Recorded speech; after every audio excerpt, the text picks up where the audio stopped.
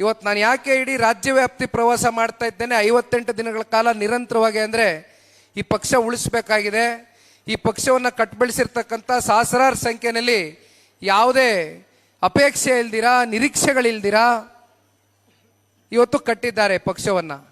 ಹಾಗಾಗಿ ಅವರಿಗೋಸ್ಕರ ಪಕ್ಷದ ಕಾರ್ಯಕರ್ತನಾಗಿ ದುಡಿಮೆಯನ್ನು ಮಾಡ್ತಾ ಇದ್ದೇನೆ.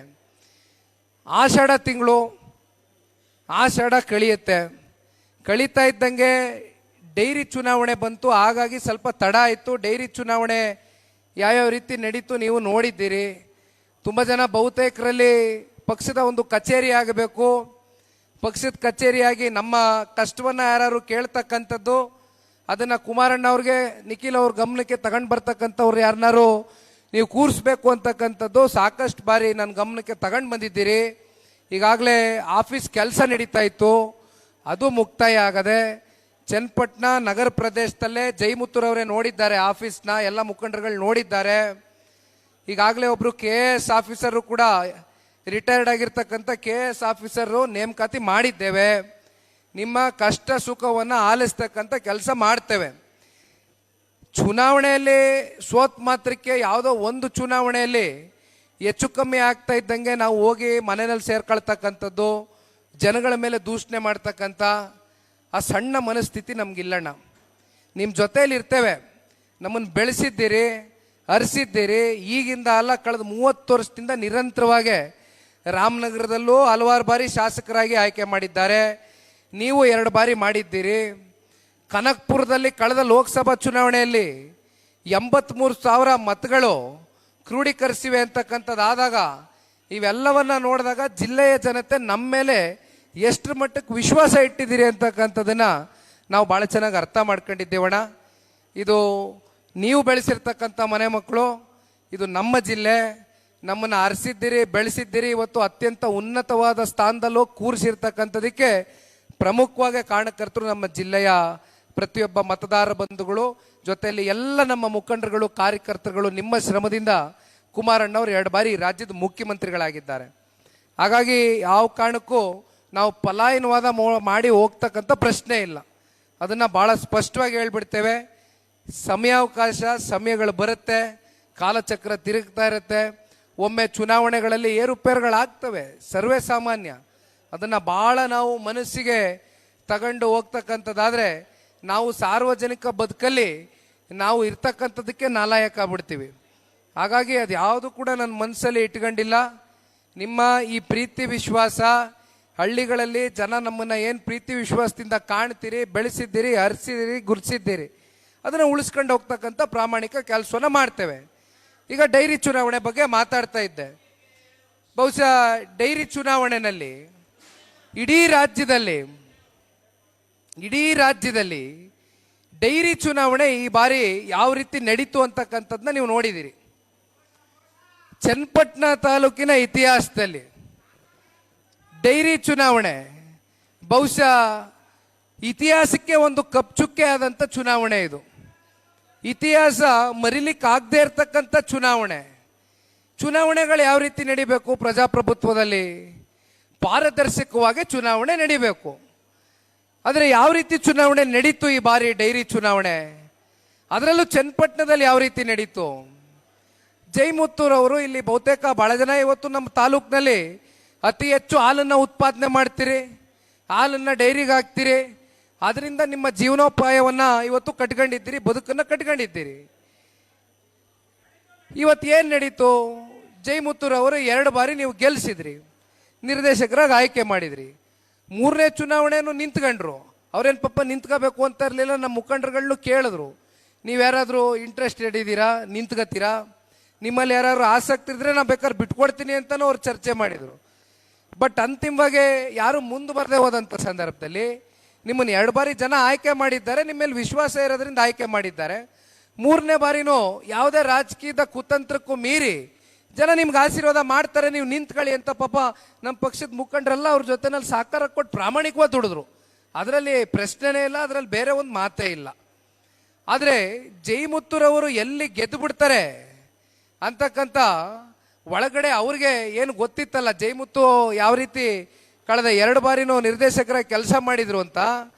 ಅದನ್ನ ನೋಡಿ ಸಹಿಸ್ಲಿಕ್ಕಾಗದಿರಾ ವಾಮ ಮಾರ್ಗವನ್ನ ಹಿಡಿದ್ರು. ಯಾವ ರೀತಿ ಸೊಸೈಟಿಗಳು ಜೈಮುತ್ತೂರವರ ಪರವಾಗಿರ್ತಕ್ಕಂಥ ಸೊಸೈಟಿಗಳನ್ನ ಗುರುಸ್ತಕ್ಕಂಥದ್ದು, ಸೂಪರ್ ಸೀಡ್ ಮಾಡ್ತಕ್ಕಂಥದ್ದು, ಅವರನ್ನ ಡಿಸ್ಕ್ವಾಲಿಫಿಕೇಶನ್ ಮಾಡ್ತಕ್ಕಂಥ ಕೆಲಸಕ್ಕೂ ಕೂಡ ಕೈ ಹಾಕಿದ್ರು. ಪಾಪ ಒಂದು ಕಡೆ ಚುನಾವಣೆ ಮಾಡೋದು, ಇನ್ನೊಂದು ಕಡೆ ಕೋರ್ಟ್ ಕಚೇರಿ ಅಲಿಯೋದು, ಈ ರೀತಿ ನಡೆಸ್ಕೊಂಡ್ರು ಕಾಂಗ್ರೆಸ್ನವರು. ಅಣ್ಣ, ನಾನು ತಮಗೆಲ್ಲ ಒಂದು ಪ್ರಶ್ನೆ ಕೇಳ್ತೀನಿ.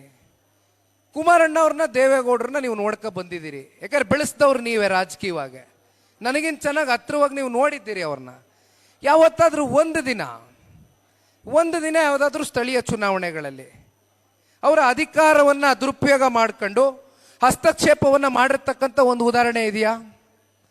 ಎಂದೂ ಕೂಡ ಬರಲಿಲ್ಲ ಕುಮಾರಣ್ಣ ಅವರು ಈ ಜಿಲ್ಲೆನಲ್ಲಿ. ಇಲ್ಲಿ ಗೊತ್ತಿಲ್ಲ, ಯಾರ್ಯಾರು ಪೊಲೀಸ್ ಸಿಬ್ಬಂದಿಗಳಿದ್ರೆ ಕೇಳಬೇಕು ಅವ್ರಿಗೆ. ಯಾವತ್ತೂ ಕೂಡ ಕುಮಾರಣ್ಣ ಅವ್ರಿಗೆ ಎಲ್ಲಾದರೂ ಹಳ್ಳಿಗಳಲ್ಲಿ ಗಲಾಟೆಗಳಾಗ್ತಕ್ಕಂಥದ್ದು ಸರ್ವೇ ಸಾಮಾನ್ಯ ಆಗ್ತದೆ. ಆದಂಥ ಸಂದರ್ಭದಲ್ಲಿ ಕುಮಾರಣ್ಣ ಅವ್ರಿಗೆ ಫೋನ್ ಬಂದಾಗ ಅದೇನು ನೋಡ್ಕೊಂಡು ಬುದ್ಧಿ ಹೇಳಿ ಕಳಿಸಿ ಬ್ರದರ್ ಅನ್ನೋರು. ಇಲ್ಲ, ಇವ್ರು ಕಾಂಗ್ರೆಸ್ಸು, ಇವ್ರು ಇನ್ನೊಂದು ಪಾರ್ಟಿ, ಇವ್ರು ನಮ್ಮ ಪಕ್ಷದವರು, ಇವ್ರಿಗೆ ನಾವು ರಕ್ಷಣೆ ಕೊಡಬೇಕು, ಬೇರೆಯವ್ರಿಗೆ ನಾವು ತೊಂದರೆ ಕೊಡಬೇಕು ಅಂತ ಮನಸ್ಥಿತಿಲಿ ಯಾವತ್ತೂ ಕೂಡ ಕುಮಾರಣ್ಣವ್ರು ರಾಜಕಾರಣ ಮಾಡಿದವ್ರಲ್ಲ. ಆದರೆ ಕಳೆದ ಎರಡೂವರೆ ವರ್ಷದಿಂದ ನೀವು ನೋಡ್ಕೊ ಬರ್ತಾ ಇದ್ದೀರಿ ಯಾವ್ಯಾವ ರೀತಿ SIT ಇವತ್ತು ಸ್ವತಂತ್ರವಾದಂಥ ಸಂಸ್ಥೆ, ಅದು ಲೋಕಾಯುಕ್ತ ಸ್ವತಂತ್ರವಾದಂಥ ಸಂಸ್ಥೆ. ಅದಕ್ಕೆ ತನ್ನದಾದಂಥ ಘನತೆ ಇದೆ, ತನ್ನದಾದಂಥ ಗೌರವ ಇದೆ. ಆದರೆ ಯಾವ ರೀತಿ ಕಾಂಗ್ರೆಸ್ ಸರ್ಕಾರ ಆ ಸಂಸ್ಥೆಗಳನ್ನ ದುರ್ಬಳಕೆ ಮಾಡ್ಕೊಳ್ತಾ ಇದ್ದಾರೆ. ನಾನು ಹೇಳಿದೆ, ಪಾಪ ಒಂದಷ್ಟು ಜನಕ್ಕೆ ಹನಿ ಟ್ರ್ಯಾಪು, ಒಂದಷ್ಟು ಜನಕ್ಕೆ ಮನಿ ಟ್ರ್ಯಾಪು, ಎಲ್ಲ ಥರ ಟ್ರ್ಯಾಪ್ಗಳು ಮಾಡ್ಕೊಂಡು ಸರ್ಕಾರ ಏನು ಪಾಪ ವಿರೋಧ ಪಕ್ಷದವ್ರು ಇರಲಿ, ಅವ್ರ ಸ್ವಂತ ಪಕ್ಷದವ್ರ ಮೇಲೇ ಇವತ್ತು ಯಾವ್ಯಾವ ರೀತಿ ನಡ್ಕೊಳ್ತಾ ಇದ್ದಾರೆ ಅಂತಕ್ಕಂಥದ್ದು 2 ವರ್ಷದಿಂದ ನೋಡ್ಕೊಂಡ್ ಬಂದಿದ್ದೀವಿ. ಸಾಕಷ್ಟು ಉದಾಹರಣೆಗಳಿದೆ, ಮಾತನಾಡ್ತಾ ಹೋದರೆ ಭಾಳ ವಿಚಾರ ಮಾತಾಡ್ಬೋದು. ಆದರೆ ಮುಂದಿನ ಗ್ರಾಮ ಪಂಚಾಯಿತಿ, ತಾಲೂಕು ಪಂಚಾಯಿತಿ, ಜಿಲ್ಲಾ ಪಂಚಾಯಿತಿ ಚುನಾವಣೆಗಳು, ಇದಕ್ಕೋಸ್ಕರ ನಾನು ಬಂದಿದ್ದೀನಿ ಇವತ್ತಿಲ್ಲಿ. ಯಾಕಂದ್ರೆ ನಿಮ್ಗೆ ಅನ್ಸಿರ್ಬೋದು, ನಿಮ್ಗಲ್ಲ, ನಿಮ್ಗೆ ಅನ್ಸಕ್ಕಿಲ್ಲ, ಯಾಕಂದ್ರೆ ನಮ್ಮ ಸ್ವಕ್ಷೇತ್ರ ನಿಮ್ಗೆ ಅನ್ಸ್ಲಿಕ್ಕಿಲ್ಲ.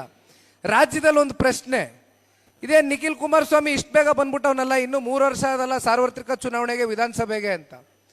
ನಾನಿವತ್ತು ಓಡಾಡ್ತಾ ಇರೋದು ನಮ್ಮ ಪಕ್ಷದ ಮುಖಂಡರುಗಳ ಕಾರ್ಯಕರ್ತರುಗಳು ರಾಜ್ಯದ ಉದ್ದಗಲಕ್ಕೂ ಇವತ್ತು ಪಕ್ಷವನ್ನು ಬೆಳೆಸಿದ್ದಾರೆ. ಅವ್ರನ್ನೆಲ್ಲ ಗುರುತಿಸ್ತಕ್ಕಂಥ, ಬೆಳೆಸ್ತಕ್ಕಂಥ ಒಂದು ಚುನಾವಣೆಗಳು ನಾವು ಎದುರು ನೋಡ್ತಾ ಇದ್ದೇವೆ. ಯಾಕಂದರೆ ಗ್ರಾಮ ಪಂಚಾಯಿತಿ, ಜಿಲ್ಲಾ ಪಂಚಾಯಿತಿ, ತಾಲೂಕ್ ಪಂಚಾಯಿತಿ ಚುನಾವಣೆ ಅಂದರೆ ರಾಜಕಾರಣದ ಬೇರುಗಳಿದ್ದಂಗವು. ಬೇರು ಗಟ್ಟಿಗಿದ್ರೆ ಮರ ಎಮ್ಮರವಾಗಿ ಬೆಳೆದು ಸಾಕಷ್ಟು ಜನಕ್ಕೆ ಒಂದು ಬೆಳಕನ್ನು ನೀಡ್ತಕ್ಕಂಥ ಕೆಲಸ ಆಗ್ತದೆ. ಹಾಗಾಗಿ ಈ ಕೆಲಸಕ್ಕೋಸ್ಕರ ನಾನು ಕೈ ಹಾಕಿದ್ದೇನೆ. ತುಂಬ ಜನ ಇವತ್ತು ಹಾಲು ಕರೀಲಿಕ್ಕೆ ಹೋಗಬೇಕು, ನಾನು ಸಮಯನೂ ತೆಗೆದುಕೊಳ್ಳೋಕೆ ಹೋಗೋದಿಲ್ಲ. ನನಗೆ ಗೊತ್ತಿದೆ, ಚನ್ನಪಟ್ಟಣ ತಲೆ ಮೇಲೆ ತಲೆ ಬಿದ್ದರೂ ನೀವು ಹಾಲು ಕರಿಯೋಕ್ಕೆ ಹೋಗಲೇಬೇಕು, ಅದಾಗಲೇಬೇಕು. ಹಂಗಾಗಿ ನಾನು ಕೂಡ ಮೈಸೂರಿಗೆ ತೆರಳಬೇಕಾಗಿದೆ. ಇಲ್ಲಿ ಅಂತಿಮವಾಗಿ ಬಂದಿರತಕ್ಕಂಥ ಪ್ರಮುಖ ಮೂಲ ಉದ್ದೇಶ, ಈಗಾಗಲೇ ರಾಜ್ಯದಲ್ಲಿ ಹತ್ತತ್ರ ಸದಸ್ಯತ್ವ, ಈಗೇನು ಹೊಸದಾಗೆ ನಾವು phone call through missed call campaign ಅಂತಕ್ಕಂಥದ್ದನ್ನ ಇಟ್ಕೊಂಡಿದ್ದೇವೆ. ಈಗಾಗಲೇ ಹತ್ತತ್ರ 3 ಲಕ್ಷ ಜನ ಇವತ್ತು ಸದಸ್ಯರು ನೋಂದಣಿಯನ್ನು ಮಾಡ್ಕೊಂಡಿದ್ದಾರೆ ಮಿಸ್ಡ್ ಕಾಲ್ ಕೊಡುವ ಮೂಲಕ ಇಡೀ ರಾಜ್ಯದಲ್ಲಿ. ಹಾಗಾಗಿ ಪ್ರತಿನಿತ್ಯ ನಾವು ಭಾಳ ವೇಗವನ್ನು ಕಾಣ್ತಾ ಇದ್ದೇವೆ.